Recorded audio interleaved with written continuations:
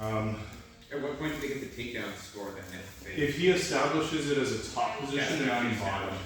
So if he, actually that's a good segue. Because it's a sacrifice on my part. I'm exposing you to that. So But if you, but it is, so for jiu-jitsu, so do that same 10-10. So if he pulls me here, and I stay here, and he just comes up, no, even without back, just come up, yeah. Come up a little more so you're on top there, right here. Even as if he's clearly in top position, and he just holds me for 3 seconds, he gets to take down. That's 2 points. Even if I grind me out and in here, and in a regard, let's say, and we're holding for 3 seconds, he still took me down, right? So I'm in a much better spot, but it's still 2 points for him. oh, okay. So you have to establish the top position versus bottom, right? So that's going to be the takedown.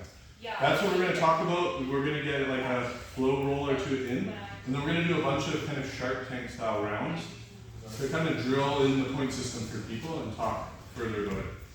I'll show a couple really basic positions. We won't get into every nuance with points right now, but I think especially like a couple of you expressed wanting to do some jiu-jitsu competitions coming up, possibly in the next 3, 6, 9 months. So now is kind of the time to start making sure you know the points, what you want to play. Zane, can I borrow you? Hey, so again, any takedown, whether he uranages me through the floor or he just does, let's say, a tiny reaction, let's say. And I'm just very like this, and then he forces me down. Okay. He hasn't passed my guard yet, but it's still for points, right? It's still, he took me down, and he has top position for more than 3 seconds. Even if I'm scrambling, even if I'm like playing guard, I'm going crazy, it's still 2 points to take out, right? There's no tech fall in jiu-jitsu. So it doesn't matter if he's winning 30-0, the match doesn't stop unless the timer ends, or, of course, submission trumps everything, or DQ in some cases. As well, it's something to think about when we think about strategy of pulling guard. So pulling guard if you're going to attack is a good strategy, especially if you have a developed guard. What we don't want to happen is if Zane throws kind of a lazy leg up and he's going to do a guard pull and I just do this and fall, that's still 2 points for me. The ref is going to see that as I took him down. And some people, if they know you're a guard player, maybe they've seen you in different tournaments, or they just watched your match previously and they know you don't really have a takedown heavy game. So you might wait here, and they're not worried about your takedowns because maybe they've seen you a bunch and they know you don't do it. So they might wait, and as soon as you go to pull, they might even just do a tiny little thing. Right? And that's going to score the same as with a big, huge, beautiful Ushimata or Uranagi or something, right? So we want to always still, even when we're thinking about pulling guard, think more about like the Tomolanage attacks, Sumigechi, something with intent, right? Something so maybe you pull guard, you win, you rip out from here, and maybe you don't get the full throw, but you get in here and you lift him, he spins out, he spins out, but I've at least got a nice half to close guard.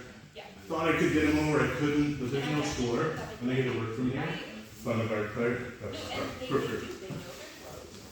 As you get to the higher level, being in somebody's close guard at the beginning of the match is generally bad. Because the guards are developed, it's hard to get out, and there's a lot of friction, people aren't tired yet, there's a lot of power in using all 4 limbs. So position-wise, what scores and what doesn't, and you guys just throw out questions if you have them. Sweeps of any kind, it's 2 points, but it means it's not a reversal. So for example, I have a guard, I sweep him, I have to sweep. So let's say I have him in mount, and he reverses me, so he traps me and rolls me over, that's not any points, because there was no guard.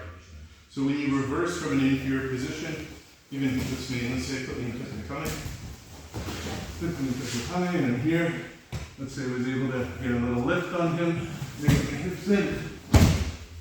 It's a good maneuver, it's great to not be in that bad spot, but that's no points. 0 points for reversal. Sweep, it's 2 points. That's why we never use the terms interchangeably in jiu-jitsu, reversal and sweep, because it's very clear what they are and it's important to know the difference. Side control is also not points. Knee on belly is points, mount is points, back is points. The act of passing is points. So can you put me in half guard, please? Zane puts me in half guard, so make some space. I knee cut through, no points yet. hold for 3 seconds, points. Three points. Right? If I come here, from here to here, there's no point change. Every variation of side control is no points. If you put me on his belly, then you would get Yeah, so if I get my knee here, I have control, and I put my foot out. Now this is going to be 2 points. And I have to hold for 3 seconds. If he pushes my knee down, this one, and he removes it, that's no points again, side control is no point. But if we've been fighting some time and I get here again, I'm gonna score again. So you have to keep that in mind as the person who's in a worse spot too, right? Similar is going from back to mount, right? So sometimes when you fight people that pancake, they can give up like 12 or 16 points in like less than a minute, right? Because if Zane, let's say you get me a mount, and passing to mount is a lot of points, right?